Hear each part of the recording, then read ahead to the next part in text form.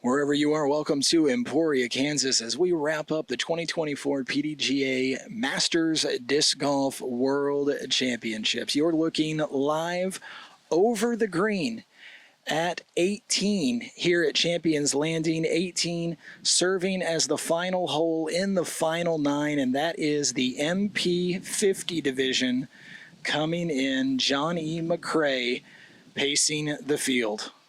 Yeah, welcome in, everyone. We have Johnny McCrae currently out in front by 4. He started the final 9 with a 5-stroke lead.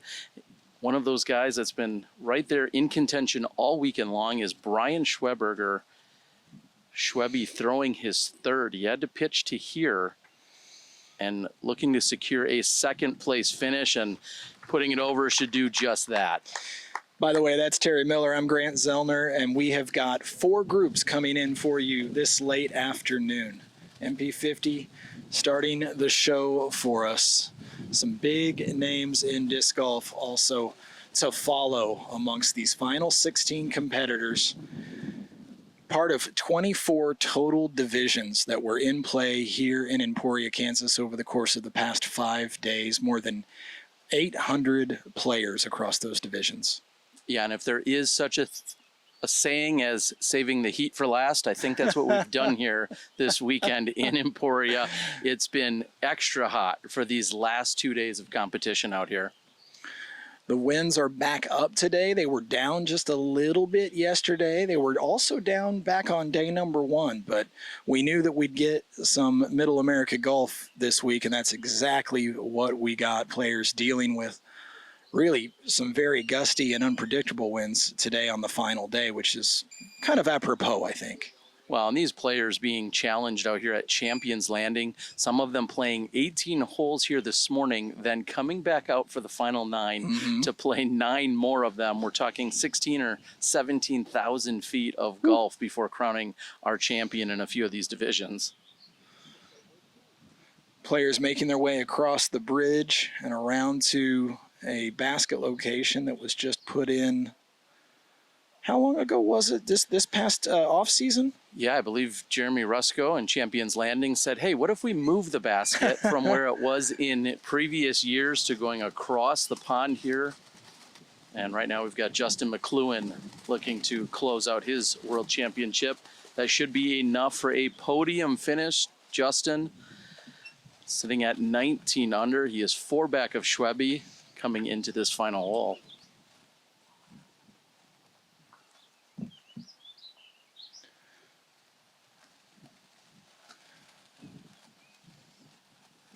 John E. McCrae laying up. That's all that is needed, as he'll get the congratulations from Brian Schweberger. Schweby, more than 400 wins, was going after his first world title here. He's going to come up short this week, but he'll be playing somewhere next week, I promise you. No doubt about it. Maybe in a couple of events within the next week.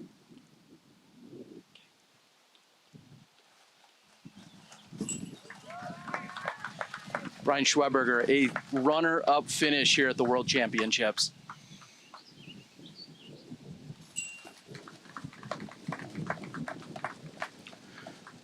Marko Hamalainen, one of the contingent from Finland here. There's Justin McLuhan tapping out. And your 2024 world champion, Johnny McCrae.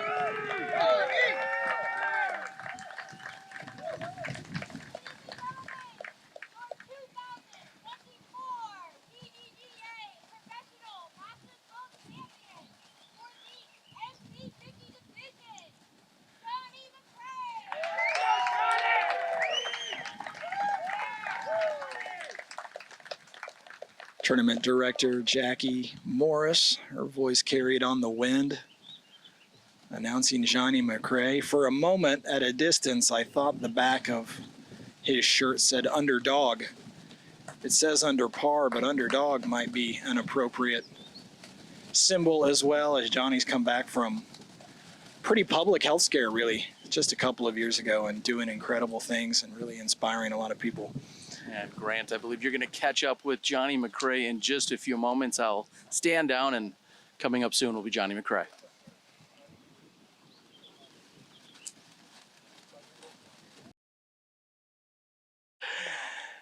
As we watch Grant Zellner here with John E. McCray, the MP50 World Champion. Johnny, yesterday I had a chance to talk to you after round number 4. We were here on the same property, and in a word, you seemed so relaxed and so content. You had a spring in your step. You seemed joyful. Does that indicate how you felt all week long? I'd say yes. I wouldn't.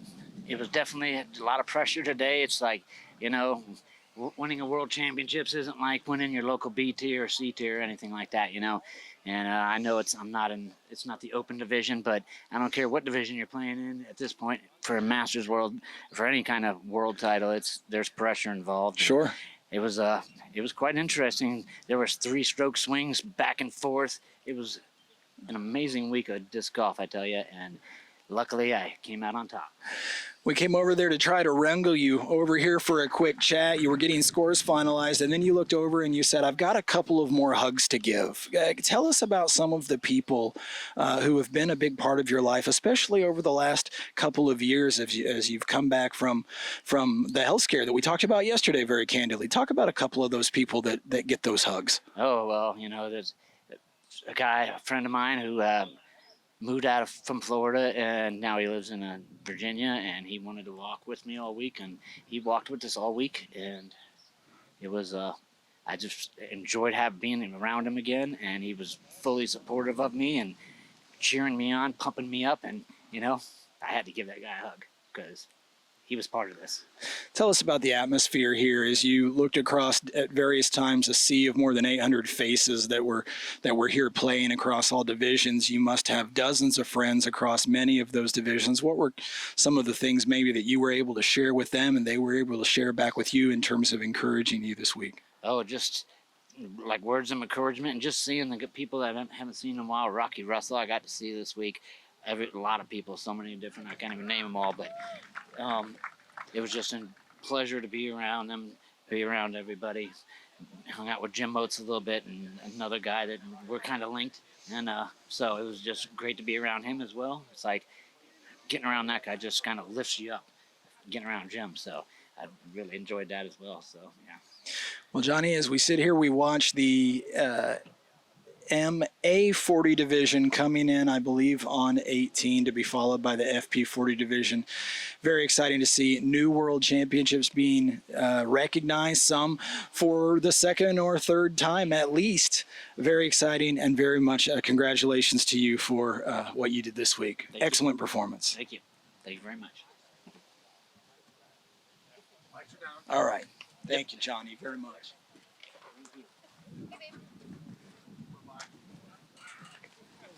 We lose it?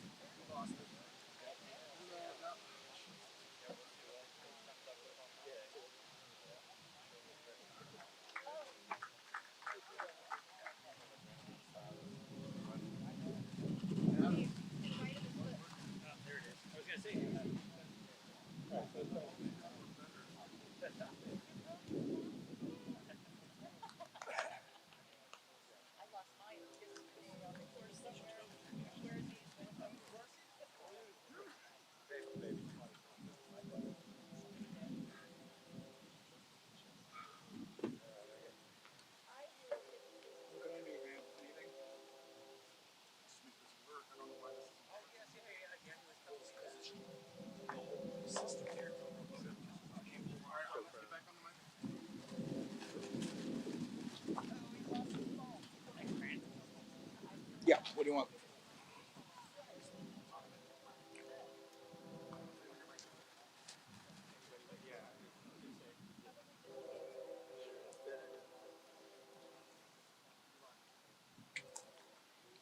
We're here overlooking the 18th at Champions Landing.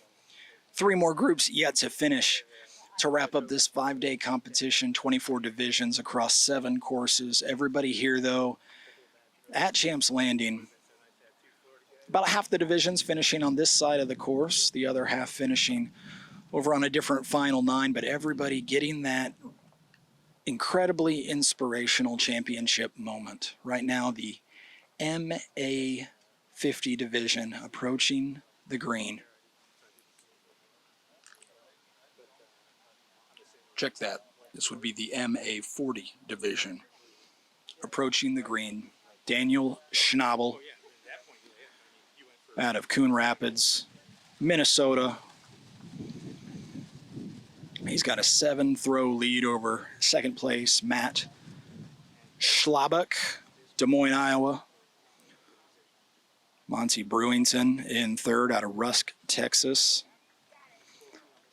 And the fourth member, Brian Pyle out of Minneapolis, Minnesota. All four making the final 9 at a PDGA major.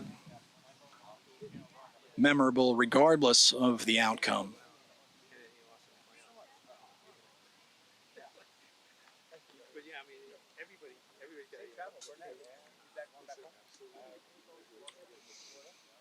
The winds are swirling here at the 18th green. Depending on the precise angle, they can be gusting upwards of perhaps 25 miles an hour. In other instances, while the flags in the background keep whipping, the feeling right here at the green, relatively calm. Just depends on the moment, as per usual here in Emporia, Kansas.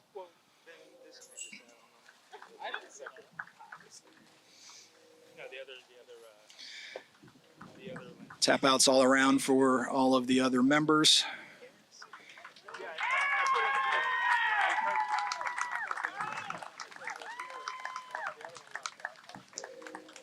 And Daniel Schnabel, you are a world champion.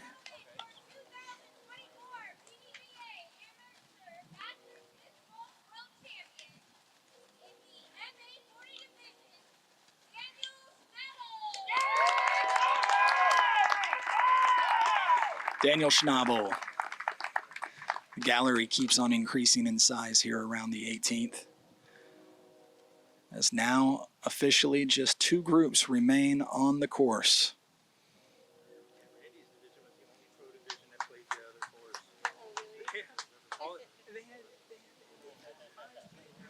Jackie Morris and the rest of the contingency clearing the 18th green, because on the hillside in the distance we have the FP40 division coming in.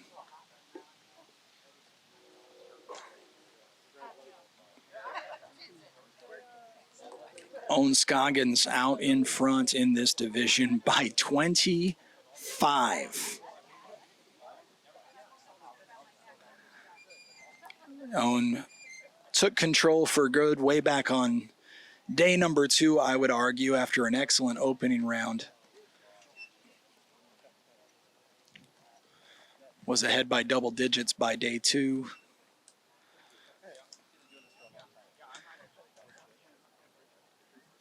As usual, the putting on display for Owen Scoggins, but also a lot of great tee to green work from Owen. Not wasting too many strokes out on the course.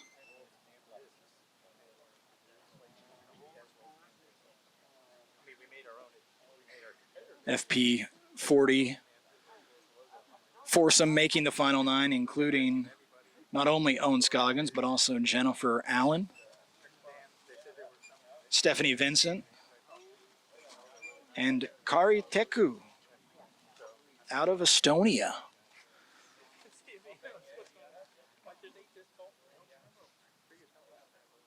All 4 of these players really showcasing multiple skill sets. Kari in particular, very good with the forehand and an excellent backhand as well. Stephanie Vincent, a very, very good putter. Jennifer Allen, the power thrower.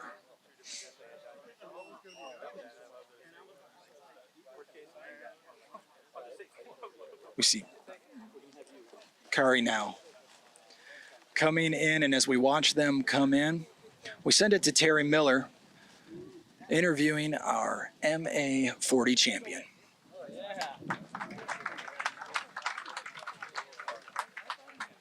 And as we're watching the action right now, I'm going to welcome in our MA40 champion, Dan Schnabel. Dan, man, what a battle out there. Absolutely. I saw it unfold. I was there for a couple of the rounds checking in on the action, but why don't you tell the world what it was like this week? MA40 division is the best division in disc golf. Just a lot of guys out here having fun, make some lifelong friends and stuff like that. Like one of your friends from back home, Dustin, that I've known for 8 or 9 years or whatever. I met him playing disc golf. It was just a battle all week and just trying to stay calm, try not to get too much into the moment and just trying to make the next shot in front of you and just playing the hole for what the hole was and what it represented and just kept plugging away. And it's got to be really tough having those friendships, creating those new bonds with people, but then knowing, hey, at the end of the day, I'm trying to take you down. Yeah. We're all competitors. We're all competitors. That's why we're into this game. That's why we're playing in these bigger events, these world championships and stuff like that. Is we want to compete. We're all cheering for each other, like I'm sure you saw at the end and stuff too. And we're just happy to see successes with the people that are around us. I feel like your entire foursome was stealing a little bit of that own magic, as when you tapped in for the win, the biggest cheerleaders were in fact your 3 card mates. And Yeah. what does that say about this week? It's great. It feels really good. Like I've known Matt for a little while. I just met Monty at DDO. He took second. I ended up winning DDO this year for my first A-tier win. And then Monty and I happened to play on every single card this week, which was awesome. We were cheering for each other when we got close towards the end, when we had to make a putt maybe for that last hole just to stay on lead card. And then Brian's a guy from back home in Minnesota. We had 3 guys finish, I believe, in the top 5. Dan Miller just missed it. Brian was up there in the final 9 with me, and it was great. That's what we all wanted to see. We all push each other, all cheer for each other. It's just what makes the sport great. Also, a little Midwest love. I'll get that in there. Minnesota, Iowa representing, Absolutely. taking down the title. One final thought: anyone you'd like to thank or recognize here for your world I title? got to thank my buddy Tony he flew in Thursday night. I drove to Kansas City to pick him up. He's my caddy. He's one of like 1.5 people that I'll let grab my bag. And he was key. He kept me calm. He kept me looking at the next shot. If I made a little bit of a blunder, and I played pretty well all week, so there wasn't a lot of those, but just kept me positive, kept me focused on just making the next shot in front of me, and I did. And I can't thank him enough. All right, everyone. That is your MA40 world champion, Dan Schnabel. Congratulations. Thank you. And now we're going to head back out to the action here as we're watching our FP40 division try and close out on the 18th green, as we know, the 9th hole of our World Championships Final 9. Grant Zellner coming back into the booth.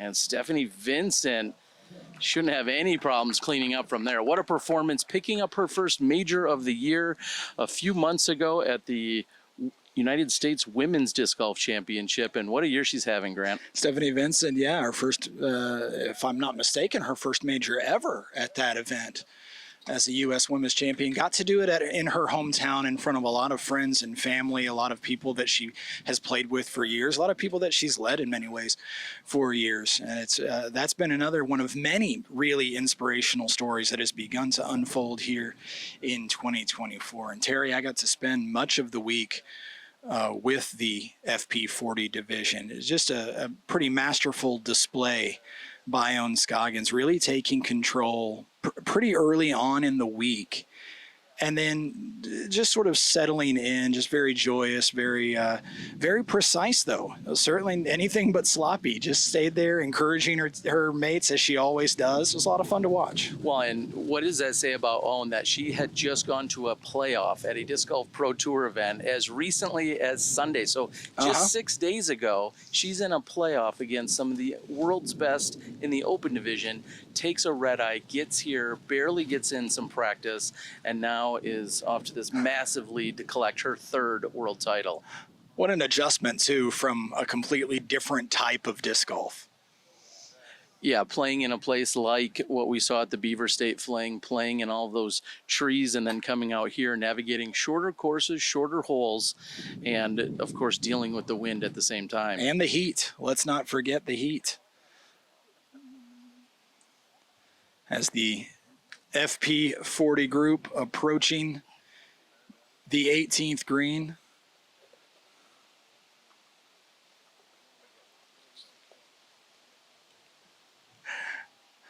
Different members of the media have been covering this group during the course of the week. In fact, Jennifer Allen and I, with post-produced coverage of the FP40 division all week long. Yeah, and so much we talk about how our competitors are battling. Big thanks to Felix and Conrad there. No doubt about Ace it. Run Pro crew. They're doing everything with a backpack and a heavy camera.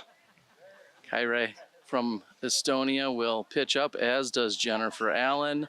Of course, they're going to give the moment to Owen to go last. Well, there's no layup in Owen. After skipping off the water. To claim her third world title, Owen Scoggins. Oh, we'll have to wait for just one more putt.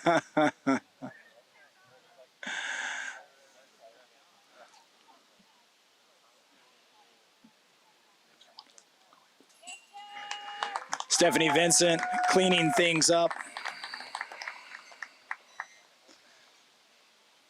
Stephanie Vincent now 2 Masters majors, 2 podium finishes.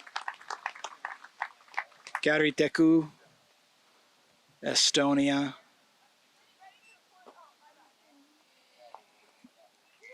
Jennifer Allen running up to tap in. A hug for her friend and teammate. Begging Owen now to take her time so she can get the phone out herself and record one of her longtime best friends, Owen Scoggins. That's 4 in a row.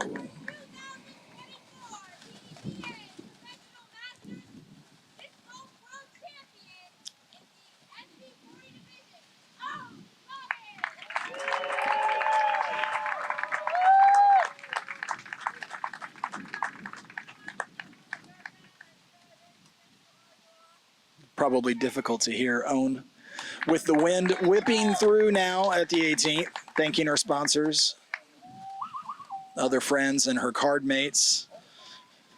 The top 4 or 5 on the card in the FP40 division, maybe the top 6, pretty much stayed the same for most of the week. So these ladies have worked their way back and forth across the Emporia area in this heat, encouraging each other, keeping each other going, but keeping that competitive edge as well, really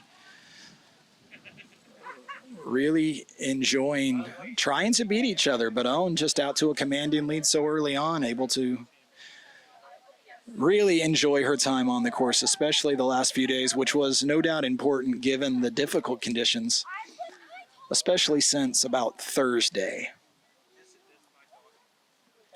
Very, very hot on Thursday. The slightest of reprieves yesterday, and then today all of these players having already played 18 this morning, having to play another 9.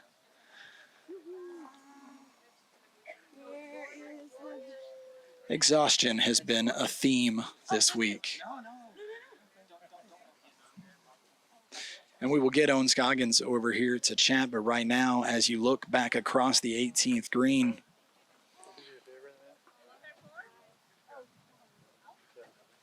you are looking at the MP40 division.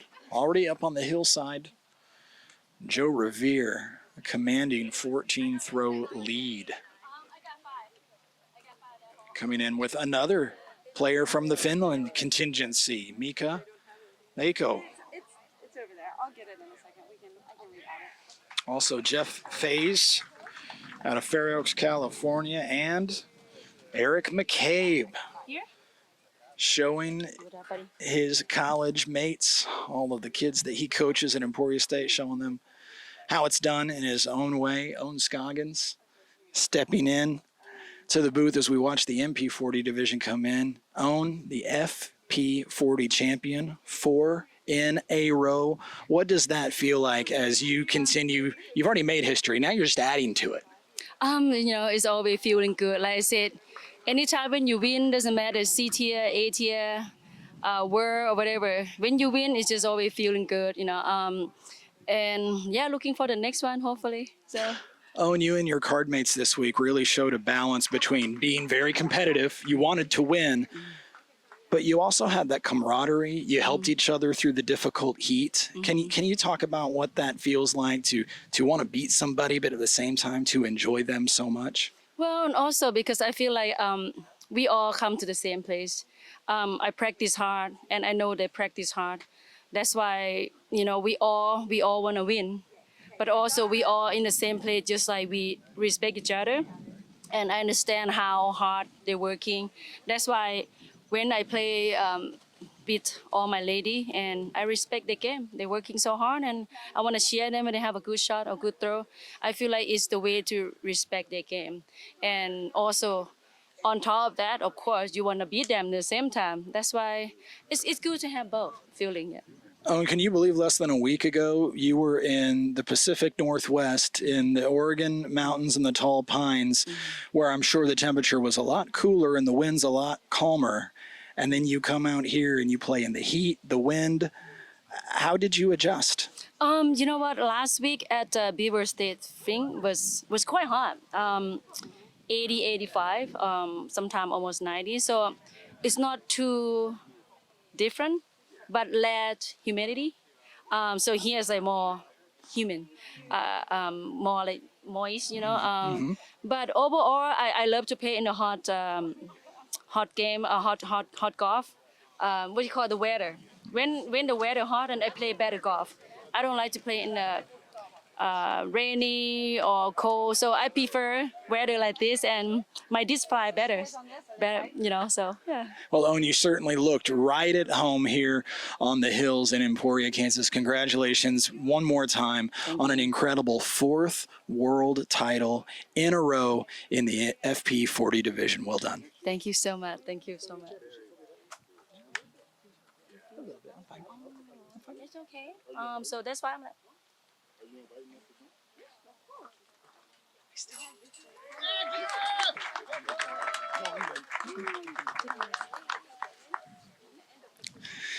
The MP40 division now finishing things up here on the 18th.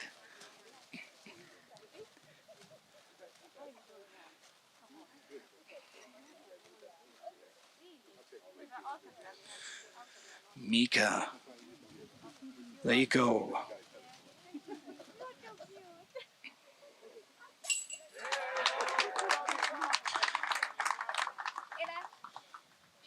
We'll get a score update here from PDGA Live Scoring at Mika and Jeff Faze, who were tied coming into this, the 9th hole in the final 9. Eric McCabe securing a top 5 finish in this edition, that is, of PDGA Masters Disc Golf World Championships.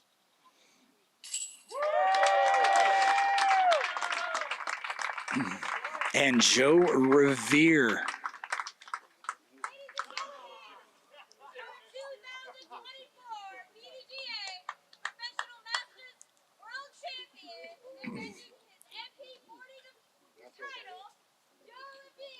Joe Revere defending his MP40 title for the 2nd time in a row. That would be 3 world titles in a row for Joe Revere.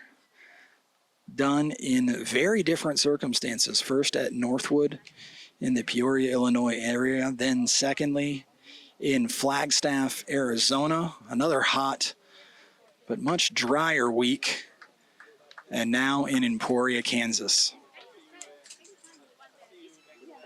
Joe Revere came into the week with some concerns about a shoulder injury. He talked very candidly about that during the press conference at the beginning of the week. Woke up on day 1 of action, said he felt great, seemed to have no ill effects, stepped up on the first tee pad right here at Champions Landing some 5 days ago, and I believe threw the longest drive in his foursome. That's merely foreshadowing the rest of the week for Joe Revere. Coverage, by the way, of the MP40 division available in post-produced format right here with the PDGA. Terry Miller stepping back in, and in a moment we'll get Joe Revere. But first, Terry, your thoughts on Joe Revere, 3 in a row. The guy just seems unstoppable. I mean, coming in 12 days early, getting done with his 9 to 5, so to speak, which we all know Sure. teaching is so much more than just a 9 to 5, but getting done with his school year and then showing up here to get himself prepared and ready to battle the heat, as you were just mentioning. Just an absolute beast. In fact, I'll quote Eric McCabe, who earlier today put on Facebook and said, Joe Revere's just a beast. So, I mean, that's not me adding any additional hype to it. It's Right. exactly what his closest competitor said. So impressive the way he's able to live and work a full-time job, as many Masters players do, in a place like Colorado, where you have to adjust so much every time you go somewhere else to play. He's made a mastery of that, if you'll forgive the overuse of the term master, being able to come to all of these different locations and adjust in a way that maybe a lot of other players don't constantly have to. He really knows his bag. Yeah, and It's just incredible. Yeah, and we clearly see him perfecting his craft and making full use of whatever time that he has. So it's so incredible. And I believe, Grant, I'm going to be able to catch up with him in just a few moments once he gets the scorecards. I'll go and track him down for you in a minute, in fact, to make sure you get a chance to have a good long chat with Joe. Standing here accepting that is the congratulations of so many, as he is also the last to finish. So a lot of friends meeting up one last time here near the 18th green at Champions Landing to say goodbye. It's a family reunion of sorts every year at the Masters World Championships. So incredible to see the enhanced representation that we're getting from the international contingency. Yeah, indeed, I noticed that, yes. Seeing Finland represent the way they have. Also on the FP40 side, seeing one of our top competitors coming in from Estonia. And then that's throughout so many of our divisions, but absolutely incredible to see. So many Canadians here, a few from several other European countries here. And of course, also a shout out to those that have to travel a really long way from within the United States. I've met competitors this week from the state of Maine. I've met competitors this week from Florida that I didn't already know. I mean, it wasn't really a short trip for them either. No, and we had even a few Australian friends come over and visit us as well. Looking around, seeing if we can wrangle Joe Revere over here for a quick chat. He's a popular guy after 3 in a row. Yeah, one would think, and we're seeing lots of pictures being taken, as you said, some of the final goodbyes. What an incredible week of golf that we have experienced, and just everyone sticking it out and maintaining, keeping that preparation, making sure that they stayed hydrated and fighting through some of the elements that we had here as well. No doubt about it. Well, do we have Joe Revere on his way? We're looking around. Yeah, hopefully he didn't run across the pond on us just yet. This is what live looks like right here as we look around for Joe Revere. Oh, I see him off in the distance. Maybe there he is. Yeah, we'll see if we can run him down before he gets. Terry, you've been a part of a lot of Masters majors in general, World Championships to be specific this week. If you had to try to drill down to a word what you remember about each one, I'm sure every year, every couple of years, maybe a different word comes to mind. If you tried to bring this one down to a word or a phrase, what do you think is the most memorable aspect of this year's edition? Wow, just down to one word. I'll give you a couple. We'll give you a phrase. I think about watching the battles, just the battles unfold, and the perseverance would probably a word. Johnny McRae did not come out of the gates out in front. Brian Schweberger in that MP50 division, I'll use him as such a good example.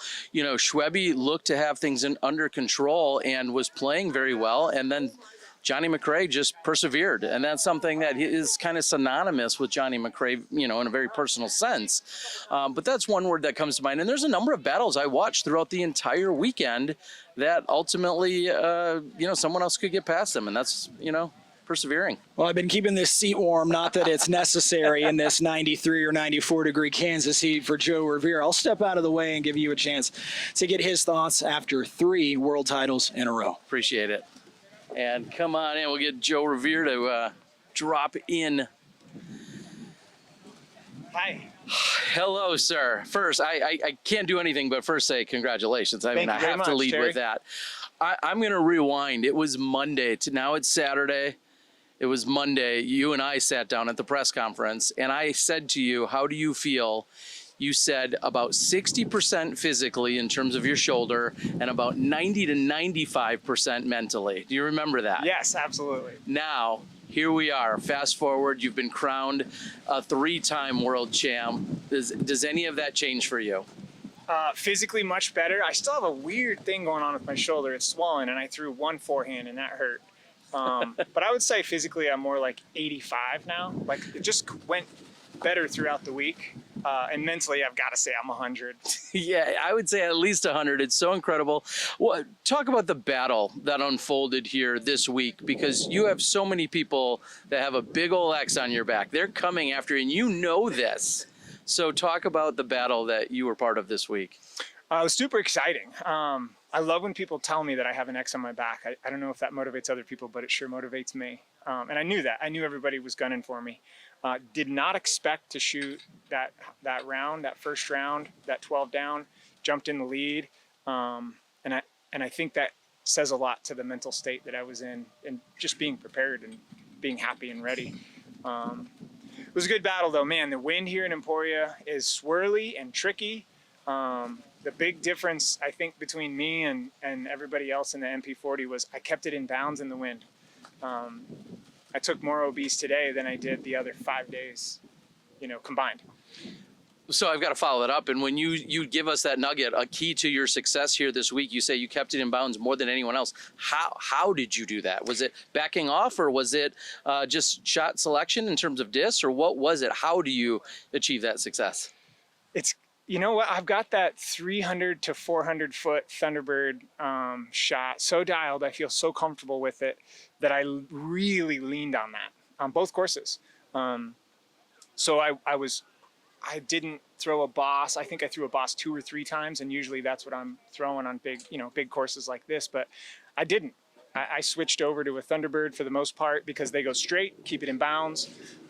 So I was consciously more focused on keeping it in bounds and taking pars than I was trying to go for birdies, because I knew I would rather take a par than a bogey.